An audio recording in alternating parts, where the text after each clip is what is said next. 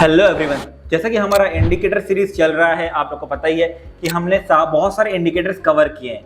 Almost सिर्फ एक या दो इंडिकेटर बचा है। उसके बाद हम स्टार्ट करने वाले थे ट्रेंड लाइन सीरीज, यानी टूल्स सीरीज। सारे टूल्स जो आपको यूज करने हैं, ये बिल्कुल साइड में जो टूल्स है, तो ऑलमोस्ट हमने इसको स्टार्ट कर दिया है। पहला हमने वीडियो कवर किया है ट्रेंड लाइन के ऊपर, और आज हम वीडियो जो कवर करने वाले हैं वो है सपोर्ट रेजिस्टेंस।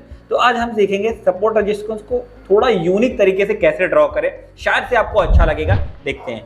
तो आप देखोगे कि फॉर एग्जांपल मैं यहाँ पर क्या कर सकता हूँ, इस टूल्स पे जाऊंगा और यहाँ पर आपको हॉरिजॉन्टल लाइन दिख रही है जिससे मैं सपोर्ट और रेजिस्टेंस ड्रॉ कर सकता हूँ। मैंने यहाँ से ये लाइन पिक की और मुझे यहाँ पर लग रहा था कि यार ये बार बार यहाँ आकर सपोर्ट ले रहा है। मैंने इस लाइन को यहाँ पर ड्रॉ कर दिया और फिर मुझे लगा कि बार बार ये स्टॉक यहाँ से रिजेक्ट हो रहा है। मैंने यहाँ पर तो मैंने क्रिएट किया एक सपोर्ट और रेजिस्टेंस कि जब जब स्टॉक यहाँ पर आता है तो सपोर्ट लेता है और जब जब इस प्राइस पे जाता है तो वहाँ से रेजिस्टेंस, यानी यहाँ से प्राइस में सेलिंग आती है और यहाँ पर प्राइस में बाइंग आती है। आपने देखा कि लास्ट में भी वही हुआ।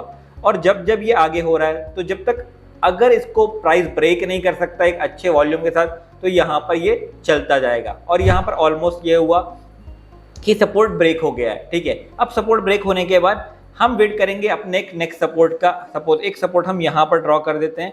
अब मेरे पास दो सपोर्ट और एक रेजिस्टेंस हो गया, मेरे लिए ये रेजिस्टेंस काउंट होगा। ठीक है, अब जब भी प्राइस यहाँ पर आ रहा और आपने देखा जैसे ही इसने प्रीवियस अपने सपोर्ट को यहाँ पर सपोर्ट लिया और जो इसका रेजिस्टेंस था वो अब इसका सपोर्ट बन गया। इसने इसको ब्रेक किया, ऊपर तक गया और वापस इसको आकर इसने सपोर्ट लिया, बट इस वाले लाइन के लिए ये इसका रेजिस्टेंस था। ठीक है, इसी तरीके से हम देखते जाएंगे कि जब जब वो उस लाइन पे आएगा तो आपको नॉर्मली तो ये पता होगा कि इस तरीके के सपोर्ट रेजिस्टेंस ड्रॉ करते हैं। अब मेरे लिए प्रॉपर इसका पूरा का पूरा पता है कि मुझे अगर ये स्टॉक लेना है तो ये ऊपर जब तक है ठीक है, बट अगर मुझे वापस से एंटर होना है तो मैं ट्राई करूंगा इस प्राइस में, इसमें जब ये सपोर्ट लेगा तो मैं यहाँ एंटर होऊंगा और मेरे पास अलग अलग इसके सपोर्ट बने हुए हैं।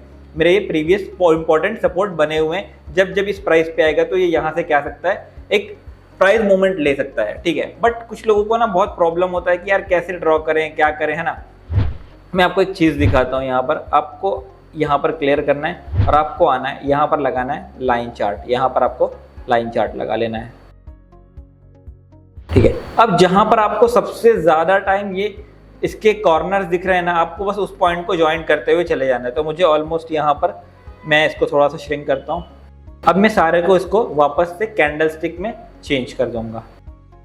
अब आपको यहाँ पर दिख के आएगा कि आपका एक बहुत बेस्ट सपोर्ट रेजिस्टेंस बन के रेडी हो गया ऑलमोस्ट। हाँ, थोड़ा बहुत आपको एडजस्ट करना पड़ेगा, बट आपने मैक्सिमम वो वाले पॉइंट ढूंढे हैं जहाँ पर सबसे ज़्यादा चांसेस है सपोर्ट लेने की। आप इसको प्रीवियस भी जाके देख सकते हो और आप इसको आगे भी जाके देखोगे ना, तो आपके पास सबसे बेस्ट प्रॉपर सपोर्ट वाला जो पॉइंट है वो ज्वाइन हुआ है, जहाँ पर सबसे ज़्यादा इसने सपोर्ट लिया है। ओके, तो आप इस तरीके से इसको यूज़ कर सकते हो, नहीं तो नॉर्मली आप कैंडल्स के ऊपर यूज़ कर सकते हो कि जहाँ पर सबसे ज़्यादा टच पॉइंट मिलेगा आप उसको सपोर्ट मान सकते हो, यानी जहाँ पे सबसे ज़्यादा बार प्राइस रिजेक्ट हो रहा होगा और जहाँ से ऊपर से प्राइस सबसे ज़्यादा बार रिजेक्ट हो रहा होगा वो आपका रेजिस्टेंस होगा।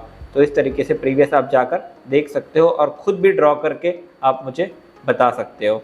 तो इसी तरीके से हम नेक्स्ट वीडियोज़ में मिलेंगे जहाँ पर हम प्रॉपर डिमांड सप्लाई क्या होता है उसको सीखेंगे, और भी ये सारे टूल्स जो हैं हमको कैसे यूज़ करना है। आपको मैं बता दूं, सपोर्ट रेजिस्टेंस को बनाने के लिए और भी बहुत सारे आपके पास टूल्स हैं, जैसे कि पिवट पॉइंट, फिबोनाची, जो ये भी आपको मार्केट में एक सपोर्ट क्रिएट करके देते हैं। ये सारी चीज़ें हम सीखने वाले हैं। लेकिन बेसिकली जो सपोर्ट रेजिस्टेंस होता है वो क्या होता है, जहाँ पर मल्टीपल टाइम स्टॉक रिजेक्शन ले रहा है उसको हम रेजिस्टेंस बोलते हैं, और जहाँ पर मल्टीपल टाइम स्टॉक आके रुक रहा है उसको हम सपोर्ट बोलते हैं, ताकि हमें आगे के प्राइस के काम आए।